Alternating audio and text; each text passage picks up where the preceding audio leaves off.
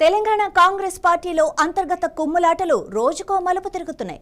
మంత్రి కొండా సురేఖ కుమార్తె కొండా సుస్మిత వ్యవహారంపై పార్టీ అధిష్టానం సీరియస్ గా ఉన్నట్లు తెలుస్తోంది.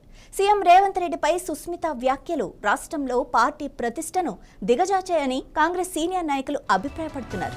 శుక్రవారం సీఎల్పీలో సమావేశమైన 20 మంది ఎమ్మెల్యేలు సీఎం రేవంత్ రెడ్డికి పూర్తి మద్దతు పలికారు. మంత్రి పదవి నుంచి కొండా సురేఖను వెంటనే డిస్మిస్ చేయాలని డిమాండ్ చేశారు.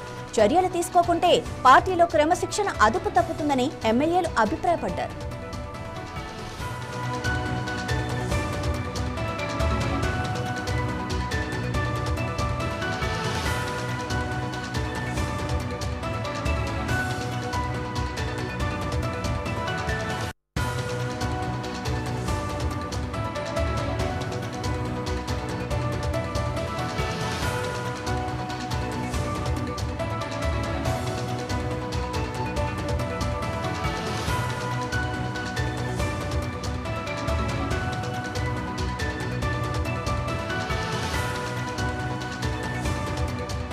సీనియర్ నాయకుడు చిన్నారెడ్డి, వనపర్తి ఎమ్మెల్యే మేఘారెడ్డి వివాదం కూడా తీవ్ర రూపం దాల్చింది.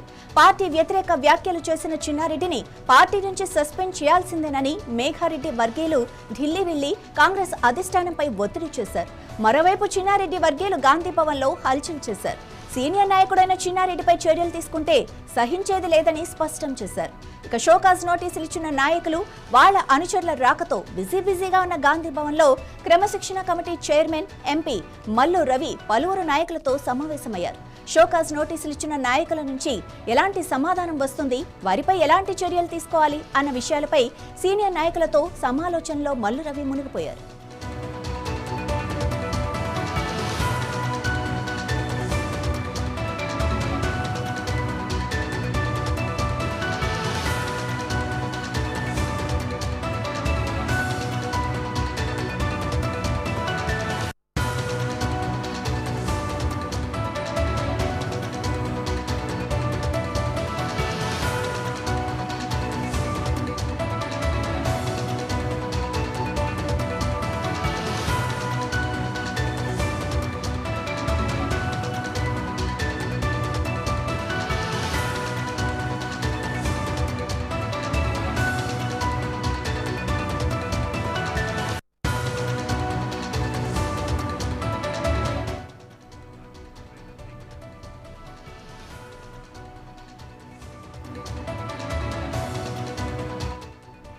దీనిపై మరింత సమాచారం మా ప్రతినిధి రాజ్ కుమార్ అందిస్తారు. రాజ్ కుమార్, అసలు ఈ క్రమశిక్షణ చర్యలు అనివార్యం అంటున్న ఈ నేపథ్యంలో ఎలాంటి చర్యలు తీసుకోబోతున్నారు?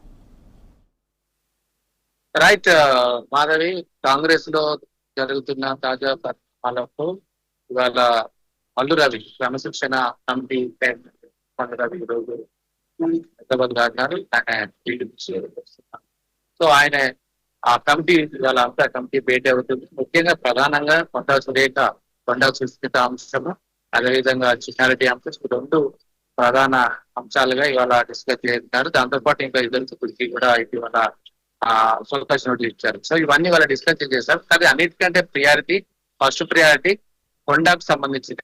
ఎందుకంటే కొండా సురేఖ కూతురు కొండా సుస్మిత పటేల్ సీఎం రేవంత్ రెడ్డిని, మంత్రి పొంగులేటి, వేం నరేందర్ రెడ్డిని, అదేవిధంగా అక్కడ పరకాల ఎమ్మెల్యే రేవుడు ప్రకాష్ రెడ్డి టార్గెట్ గా చేసుకుని ఆమె చాలా తీవ్రమైన వ్యాఖ్యలు చేసింది. మనం 2 రోజుల నుంచి చూస్తున్నాం. ఇదే కాంగ్రెస్ పార్టీలో దుమారం రేగుతుంది. నిన్న 20 మంది ఎమ్మెల్యేలు, ఎమ్మెల్సీలు కలిసి 20 మంది నిన్న సిఎల్పీలో భేటీ అయ్యారు. వీళ్ళందరూ ఒకే ఒక డిమాండ్ చేశారు, మంత్రి కొండా సురేఖను తప్పించాలి క్యాబినెట్ లో నుంచి.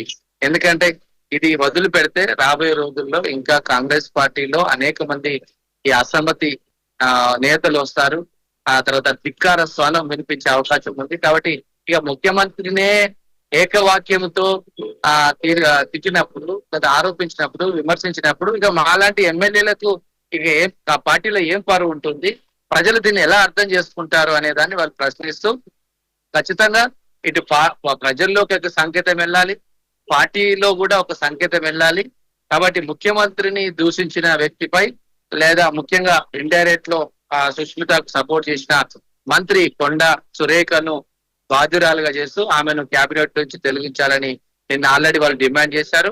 ముఖ్యమంత్రి వచ్చిన వెంటనే వాళ్ళను కలవాలని, అదేవిధంగా పిసిసి కూడా ఫిర్యాదు, ఆ తర్వాత హైకమాండ్ ఏఐసిసి కూడా వీళ్ళు కంప్లైంట్ చేశారు. నిన్న అయితే ఓరల్ గా చెప్పారు, ఇప్పుడు డాక్యుమెంట్ కూడా అంటే ఒక రిప్రజెంటేషన్ కూడా ఇస్తున్నారు. ఇదంతా కూడా మనకు తెలుసు. సీఎం రేవంత్ రెడ్డి విదేశీ పర్యటనలో లండన్ లో ఉన్నారు, రేపు వస్తున్నారు. ఆయన ఆదేశానుసారమే కొంతమంది అంటే ఒక విప్పు దీనికి అంతా క్రియాశీలకంగా బాధ్యత తీసుకొని నిన్న అందుబాటులో ఉన్న ఎమ్మెల్యేలందరూ కూడా హైదరాబాద్ సిఎల్పికి రావాలని నిన్న నిర్ణయించుకొని నిన్న అందరూ వచ్చారు. కొంతమంది ఇంకా జిల్లాల్లో వారి నియోజకవర్గాలు ఉన్నారు కాబట్టి రాలేకపోయారు. దాదాపు ఒక 30 నుంచి 40 మంది భేటీ అయిదాం అనుకున్నారు. కానీ ఎవరైతే అందుబాటులో వాళ్ళు నిన్న వచ్చారు. సో మొత్తం మీద ఈ వ్యవహారం కనుక మనం చూసినట్లయితే ఖచ్చితంగా ఏదో ఒకటి చేయాలి, లేదంటే ఇబ్బంది అవుతుందని కాంగ్రెస్ పార్టీ ఆలోచన చేస్తుంది. అందులో భాగంగానే వాళ్ళ మల్లు రవి గాంధీ భవన్ లో క్రమశిక్షణ ఏదైతే డిసిప్లినరీ యాక్షన్ కమిటీ ఉందో వాళ్ళ భేటీ అవుతున్నారు.